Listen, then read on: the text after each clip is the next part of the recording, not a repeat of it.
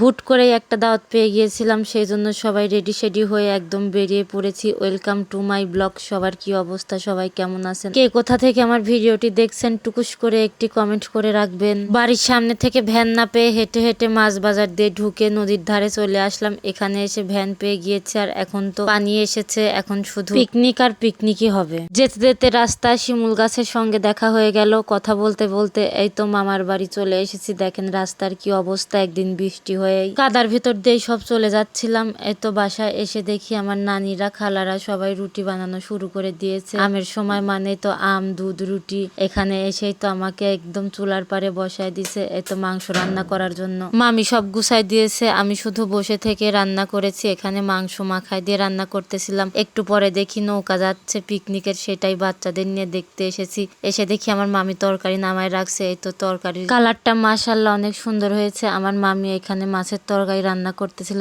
একটু পরে আবার রুটি ভাজতে বসাই দিছে। এখন দাওয়াত খেতে এসেও কি সুন্দর কাজ করে করে খেতে হয়। একটু পরে আবার বাচ্চাদের খেতে বসাই দিয়েছি। তার একটু পরে আবার দেখি আমার মামাতো ভাই দুইটা পাখি পালতেছে, তাদের খাওয়াচ্ছে। একটু পরে আবার মামি পাকান পিঠা বানায় দিচ্ছিল, আমাদের গুড়ের পাকান পিঠা অনেক মজা লাগে। আর মামি বানাচ্ছিল, অনেক ফুলকো ফুলকো হচ্ছিল। এদিকে বাচ্চারা বসে বসে সবাই বোর হচ্ছিল জন্য আমি সবাইকে নিয়ে একটু ঘুরতে বের হলাম। যেহেতু গ্রামে এসেছি, গ্রামের পরিবেশ তো অনেক সুন্দর, তাই বাচ্চাদের নিয়ে একটু মাঠের মধ্যে যাচ্ছি। আমি মাত্র গোসল দিয়েছি, সারাদিন অনেক গরম ছিল, এখন একটু মেঘ মেঘও লাগাইছে। এসেই দেখি মামারা অনেক সুন্দর ফলের গাছ লাগাইছে। এটা কি ফলের গাছ আমি সঠিক জানি না, যারা যারা জানেন অবশ্যই কমেন্ট করবেন। পাশেই এই যে জামরুল গাছ ছিল, অনেক জামরুল ধরেছিল মাশাআল্লাহ। এসেই তো জামরুল দেখে মন ভরে গেল। বাচ্চারা সাথে এসেছিল, সবাই এখানে জামরুল পাড়তে ব্যস্ত হয়ে গিয়েছিল। দেখেন বাচ্চাদের কি কাণ্ড, বাচ্চারা তো এই সব করে আনন্দ পায়, সবাই পেরে ভাগাভাগি করে খাচ্ছিল।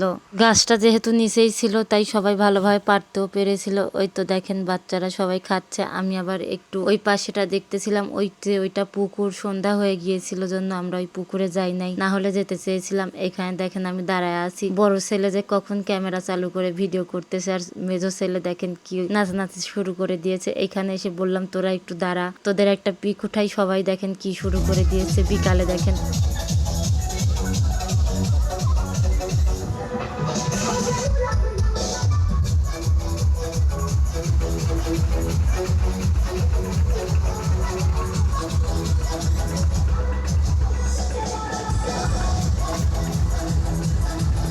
ঘোরাঘুরি শেষে বাসায় এসে দেখি আমার মামি তার হাঁস মুরগি সব বাসায় নিয়ে আসতেছিল তারা। এদিকে আমার ছেলে ভয় পেয়ে আমার খালার কোলের ভিতর ঢুকে গিয়েছে। দেখেন কি ভয় পায়। আর হাঁসগুলো দেখে অবশ্যই মাশাআল্লাহ বলে দিবেন। এটা পরের দিন সকালের ভিডিও। আজকের ভিডিওটা ছিল 2 দিন মিলে। নানিকে নিয়ে গেলাম গাছের আম পাড়তে, পাকা পাকা গাছ, পাকা আম খাবো। নানি আম পেড়ে একদম বাসায় এসে কেটে দিচ্ছিল। একটু পরেই অনেক মেঘ লাগাইছিল, দেখেন কি পরিমাণে মেঘ লাগাইছে, অনেক ঝড়ো হাওয়া হচ্ছিল। আর মনে হয় বিয়ের পরে মায়ের বাড়ি নানির বাড়ি গেলে আলাদা একটি যত্ন পাওয়া যায়, সেটাই আমি পাচ্ছিলাম, সেই রকম ফিলি আমার হচ্ছিল। এই তো কথা বলতে বলতে একটু পরে ঝুম বৃষ্টি শুরু হয়ে গেল। আজকের মতো ভিডিওটি এখানেই শেষ করে দিচ্ছি। সবার ভালো লেগে থাকলে লাইক, কমেন্ট, শেয়ার করে পাশে থাকবেন। অসংখ্য ধন্যবাদ। আল্লাহ হাফেজ।